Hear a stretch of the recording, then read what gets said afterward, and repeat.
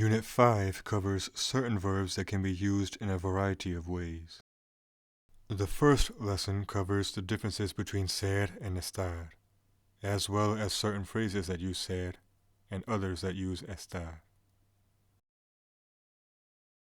Haber can be used as an auxiliary verb and to refer to existence. We will also look at the phrases hay que and haber. Tener is most commonly used for possession, and we also have the phrases tener que and tener que ver con, as well as other expressions.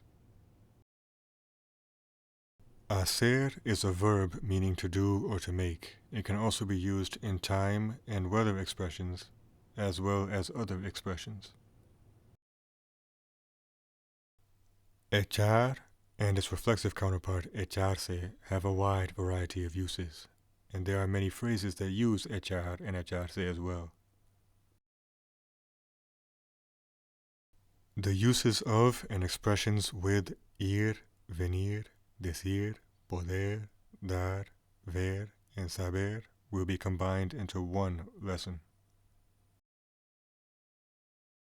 The lesson on reflexive verbs includes the differences between reflexive and non-reflexive verbs, and a list of some commonly used reflexive verbs.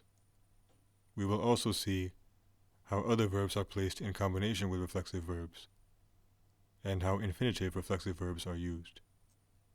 We also have present participle reflexive verbs, and reflexive verbs used in combination with direct and indirect object pronouns. The verb to become also has many different types of reflexive counterparts.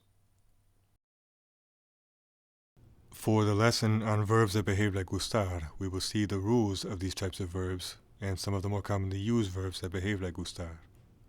There are certain phrases and reflexive verbs that also behave in the same way.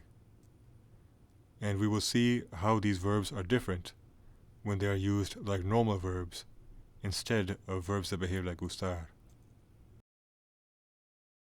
And that sums up the topics of Unit 5. As I always say, I would very much appreciate it if you could please do me a favor and share this video series with your friends and teachers. And that is all for now, so until next time.